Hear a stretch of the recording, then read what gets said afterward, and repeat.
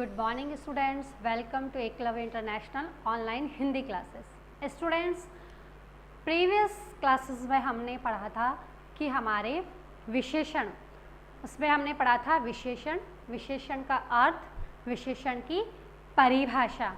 आज हम इस क्लास में पढ़ने वाले हैं विशेषण के भेद। इस क्लास में हम पढ़ने वाले हैं विशेषण के भेद। तो स्टूडेंट्स, फटाक जल्दी से हमें देखना है कि विशेषण का अर्थ क्या था। किसी संज्ञा या सर्वनाम शब्दों की विशेषता बताना। परिभाषा के रूप में हम देखते हैं कि वे शब्द, परिभाषा के रूप में हम देखते हैं वे शब्द जो हमारे संज्ञा या सर्वनाम की विशेषता बताते हैं। वे शब्द जो हमारे संज्ञा या सर्वनाम की विशेषता बताते हैं, उन्हीं शब्दों को हम विशेषण कहते हैं या वे शब्द विशेषण कहलाते हैं। आज हम पढ़ने वाले हैं विशेषण के भेद। विशेषण के भेद, विशेषण के भेद में हम देखेंगे स्टूडेंट्स कि विशेषण के कितने भेद होते हैं? 4। विशेषण के कितने भेद होते हैं? 4। कौन कौन से? तो आपको ये अच्छे से समझना है कि विशेषण के जो भेद मैं बताने जा रही हूँ उनके नाम में ही, उन भेद के नाम से ही आपको उसका पूरा अर्थ या उसकी परिभाषा का पता चल जाएगा कि यह विशेषण का जो भेद है इसके बारे में हमें किस बात की जानकारी मिलती है। विशेषण के भेद का नाम पढ़ते ही या सुनते ही हमें यह पता चल जाएगा कि हमें विशेषण के किस भेद के बारे में जानकारी मिलती है। तो हम सबसे पहले पढ़ते हैं कि विशेषण के भेद होते हैं 4। विशेषण के भेद कितने होते हैं? 4। सबसे पहले हम विशेषण का भेद जो पढ़ने जा रहे हैं वो है गुणवाचक, गुणवाचक विशेषण। गुणवाचक विशेषण, नाम को अच्छे से समझना है। गुण, नाम हमारा है गुणवाचक, नाम हमारा है गुणवाचक। तो जाहिर सी बात है कि हम जब इस विशेषण के बारे में पढ़ेंगे या जब इससे संबंधित कोई वाक्य हमारे, कोई सेंटेंस हमारे सामने आएगा तो उसके अंदर क्या होगा? गुण होगा। क्या होगा? उसका या तो गुण होगा या उसका क्या होगा? दोष होगा। गुण कोई क्वालिटी हो सकती है उसकी अच्छी, दोष हो सकता है उसकी कोई बुरी आदत हो, उसकी कोई बुरी हैबिट्स हो, वह उसका दोष हो जाएगा। तो नाम हमने पढ़ा गुणवाचक विशेषण। तो गुण को हमें याद रखना है कि गुणवाचक विशेषण, गुणवाचक विशेषण वह होता है जिससे, गुणवाचक विशेषण वह होता है जो हमें क्या, संज्ञा या सर्वनाम की किस चीज़ को बताते हैं? उसके या तो गुण को बताते हैं या उसके दोष को बताते हैं। किसको बताते हैं? या तो हमारे वे शब्द संज्ञा या सर्वनाम के उस गुण को बताएंगे या उसके किसी दोष को बताएंगे। वही हमारा गुणवाचक विशेषण कहलाता है। वही हमारा गुणवाचक विशेषण कहलाता है। नेक्स्ट दूसरा भेद हम समझेंगे, फिर इन्हें हम अच्छे से डिफाइन करके लेंगे। संख्यावाचक विशेषण, दूसरा है हमारा संख्यावाचक विशेषण। संख्यावाचक विशेषण, इसके नाम पे जाएंगे। आपको इसका नाम अच्छे से याद करना है और इस नाम में ही इसका अर्थ छुपा हुआ है। जिस तरीके से हमने गुण पढ़ा, गुण में उसका अर्थ छिपा हुआ था कि या तो उसमें किसी का गुण होगा या उसमें संज्ञा या सर्वनाम का दोष होगा। नेक्स्ट हम पढ़ रहे हैं संख्यावाचक, तो उसमें किसी की क्या होगी, हमें संख्या का पता चलेगा। तो जो शब्द हमें हमारी संज्ञा या सर्वनाम की संख्या का बोध कराते हैं कि हमारे संज्ञा या सर्वनाम की संख्या, उसका जो बोध करा रहे हैं वे कहलाएगा संख्यावाचक विशेषण। अब दोस्तों स्टूडेंट्स देखिए कि संख्यावाचक विशेषण के अंदर संख्यावाचक विशेषण के 2 भेद होते हैं। संख्यावाचक विशेषण को भी कितने भागों में बांटा गया है? 2 भागों में बांटा गया है। पहला भाग है निश्चित, अच्छे से नाम पे ध्यान देंगे हम। पहला भाग है निश्चित और दूसरा भाग है अनिश्चित वाचक विशेषण। पहला भाग है निश्चित संख्यावाचक विशेषण और दूसरा भाग है अनिश्चित संख्यावाचक विशेषण। पहले नाम को हम ध्यान से देखेंगे। निश्चित यानी कि उसके अंदर हमें जो संख्या बताई जाएगी, उसके अंदर हमें जो संख्या बताई जाएगी वो कैसी होगी? निश्चित होगी। अगर हमारे वाक्य में, अगर हमारे दिए गए उदाहरण में संख्या निश्चित है, उसकी फिक्स है क्वांटिटी, तो वो है हमारा निश्चित संख्यावाचक। और अगर उसकी संख्या निश्चित नहीं है, उसकी संख्या निश्चित नहीं है, तो वह हो जाएगा हमारा अनिश्चित संख्यावाचक विशेषण, जिसमें अगर हमें निश्चित संख्या का बोध नहीं हो रहा है तो वह हो जाएगा हमारा अनिश्चित संख्यावाचक विशेषण। ये हमारा है संख्यावाचक विशेषण के 2 प्रकार। इन्हें आगे हम अच्छे से देखेंगे।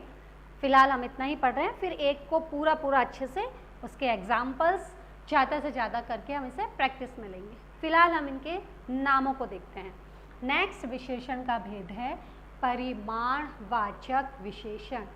परिमाण ना कि परिणाम, परिमाण परिमाण। इसी शब्द से हमें इसकी पूरी परिभाषा का पता चल जाएगा कि इसमें क्या होगा। परिमाण, परिणाम तो आपका होता है फल या नतीजा। परिमाण, परिमाण से आप माण में देख लिए किसी वस्तु का क्या होगा आपके पास? परिमाण, उसका माप या तोल, उसका माप या तोल।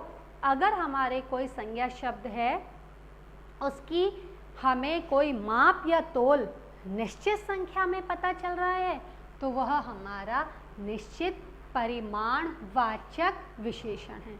निश्चित परिमाणवाचक विशेषण है। अगर इसी तरीके से हमें उसमें किसी अनिश्चित संख्या का परिमाण का पता चल रहा है, अनिश्चित परिमाण का पता चल रहा है, तो वह हमारा अनिश्चित परिमाणवाचक विशेषण है। फॉर एग्जाम्पल में हम इसमें एक समझेंगे ताकि आप कंफ्यूज ना हो। निश्चित, मैं बाजार गई और वहाँ से 2 किलो मैंने सेब खरीदे। मैं बाजार गई और वहाँ से मैंने 2 किलो सेब खरीदे। तो देखिए, मैंने सेब खरीदा। सेब को जब खरीदा तो मैंने एक संख्या बताई आपको, कितने किलो खरीदे? 2। मेरी संख्या कितनी है? 2। तो मैंने जब संख्या बोल दिया तो संख्या विशेषण, संख्यावाचक विशेषण का वो उदाहरण हो गया। अब संख्या कैसी है दोस्तों? मेरी फिक्स है। संख्या का मैंने एक नाम बोला है 2 किलो खरीदा, 3 किलो खरीदा, 5 किलो केले खरीदे, 5 किलो मैंने अनार खरीदे। तो मैं उसकी एक फिक्स संख्या बता रही हूँ। वह फिक्स संख्या तो हो गई मेरा निश्चित संख्यावाचक, जिसमें मैंने लिख दिया 2 किलो, 4 किलो।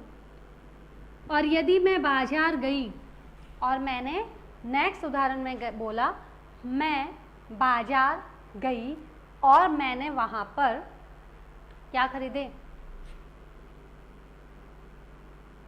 कुछ फल खरीदे। कुछ क्या खरीदे?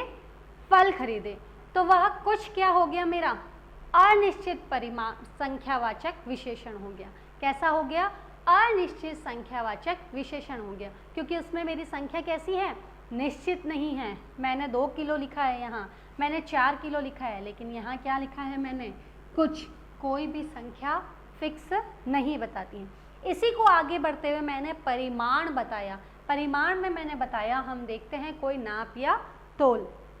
मैं बाजार गई और मैंने बाजार से 3 लीटर तेल खरीदा। मैंने बाजार से 3 लीटर, किलो में नहीं आता, 3 लीटर तेल खरीद लिया। 3 लीटर तेल खरीदा तो मेरी मात्रा कितनी हो गई?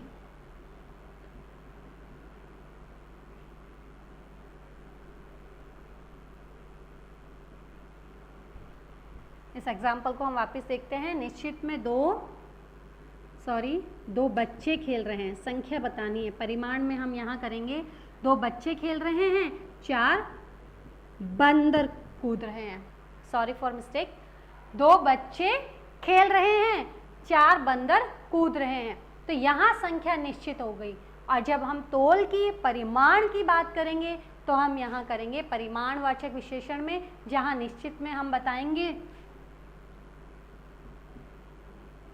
3 लीटर दूध लिया या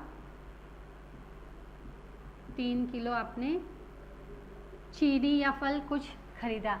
लेकिन उसमें अगर आपकी क्या है, मात्रा अनिश्चित है, आपने थोड़ा सामान खरीदा, आपने ज़्यादा सामान खरीदा, तो वह आपकी कैसी चीज़ बताएगा? अनिश्चितता की ओर बोध करेगा, क्योंकि आपने वहाँ पर किसी को फिक्स नहीं किया है। आपने यहाँ पर 3 की जगह 5 कर दिया, 10 कर दिया, तो भी आपकी राशि क्या है? तो भी आपका परिमाण, माप और तोल कैसा है? निश्चित है। कि आप घर आके बता सकते हैं कि मैंने 10 किलो खरीदा या 5 किलो खरीदा या 3 किलो खरीदा या 3 लीटर खरीदा। लेकिन अगर आप थोड़ा सा नमक लेकर आ रहे हैं, आप ज़्यादा मात्रा में, कि आज मैं दूध ज़्यादा लेकर आया, तो ज़्यादा की मात्रा अगर आप फिक्स करके बता देगो तो वो हो जाएगा निश्चित, और ज़्यादा की मात्रा आप अगर फिक्स करके नहीं बताते हैं तो वह हो जाएगा आपका अनिश्चित। वह क्या हो जाएगा? अनिश्चित। स्टूडेंट्स ध्यान से समझिएगा, इसे बारीकी से देखना है। कन्फ्यूज़न दूर करने के लिए मैं फिर से एक बार बता रही हूँ, संख्यावाचक में हमारी कोई ना कोई संख्या क्या होगी? फिक्स होगी। संख्या क्या होगी? फिक्स होगी, निश्चित होगी। 3 लीटर दूध, 2 बच्चे, 4 बंदर, 4 हिरण, 5 पतंगे आसमान में उड़ रही है, 4 पक्षी आसमान में उड़ रहे हैं, या आप लिख सकते हो 10 बच्चे बगीचे में खेल रहे हैं, कूद रहे हैं। इस तरीके के एग्जाम्पल अगर आप लेते हैं संख्या के रूप में, जिसमें कोई माप और तोल नहीं है, संख्या निश्चित है, तो वो होगा निश्चित संख्यावाचक विशेषण। लेकिन अगर आपकी संख्या क्या है? अनिश्चित है। संख्या क्या है? अनिश्चित है, निश्चित नहीं है। संख्या, मैं बार बार संख्या शब्द का यूज कर रही हूँ, तो वो होगा अनिश्चित संख्यावाचक विशेषण। अब कंफ्यूजन होगा आपको यहाँ कि यहाँ भी निश्चित है, यहाँ भी अनिश्चित है, यहाँ भी निश्चित है, यहाँ पे भी अनिश्चित है, लेकिन यहाँ आपका प्रयोग होगा कोई ना कोई संख्या से, और यहाँ आपका प्रयोग होगा कोई ना कोई माप या तोल, कोई ना कोई माप या तोल।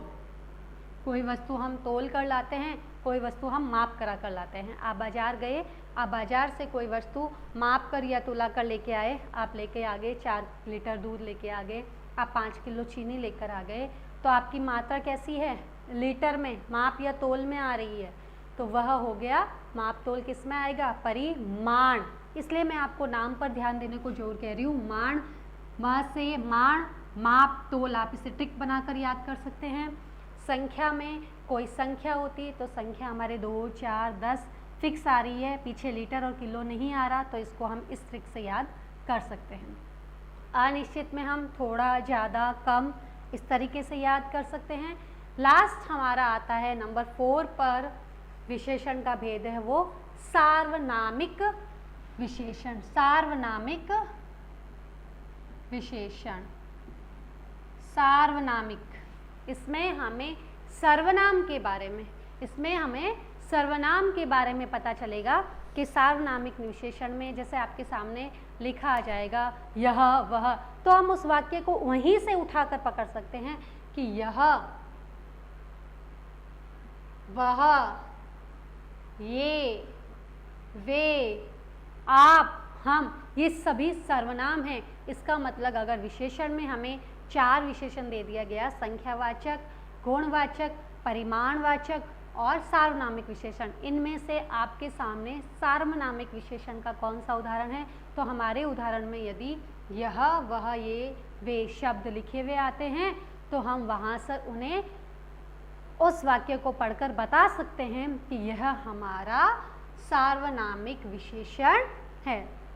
आप इसका स्क्रीनशॉट ले सकते हैं। स्क्रीनशॉट लेने के बाद में हम इसे आगे एक एक गुणवाचक विशेषण, संख्यावाचक विशेषण, परिमाणवाचक विशेषण क्या होता है, सार्वनामिक विशेषण क्या होता है, इनके उदाहरण क्या होते हैं, इन्हें अच्छे से बिल्कुल उदाहरणों के साथ में समझेंगे। तो आप इनका स्क्रीनशॉट ले लीजिए। नेक्स्ट इस क्लासेस में हम देखेंगे इनका पूरा कि गुणवाचक विशेषण क्या होता है, गुण दोष, गुण दोष में क्या क्या आता है, संख्यावाचक विशेषण में क्या क्या आता है, और निश्चित संख्या है या अनिश्चित संख्या उनके उदाहरण के रूप में। परिमाणवाचक है तो निश्चित है उसका मापतोल या अनिश्चित है उनको उदाहरण के रूप में। सार्वनामिक विशेषण में सर्वनाम के किस प्रकार के उदाहरण आते हैं उन्हें हम अच्छे से समझेंगे। तब तक आपको इन्हें परिभाषा याद करनी है, आपको विशेषण की, विशेषण के भेद याद करने हैं। गुणवाचक, संख्यावाचक, परिमाण, सार्वनामिक विशेषण, ये इनके 4 विशेषण याद है, इनके भेदों के नाम और कैसे हैं ये, अनिश्चित है या निश्चित है, इनमें कौन कौन से शब्द आते हैं, परिमाण में निश्चित और अनिश्चित में किन किन प्रकार के शब्दों का इस्तेमाल होता है, वो आपको याद करना है और इनके उदाहरण की अपने बुक्स में ज़्यादा से ज़्यादा प्रैक्टिस करनी है। Okay, thank you students.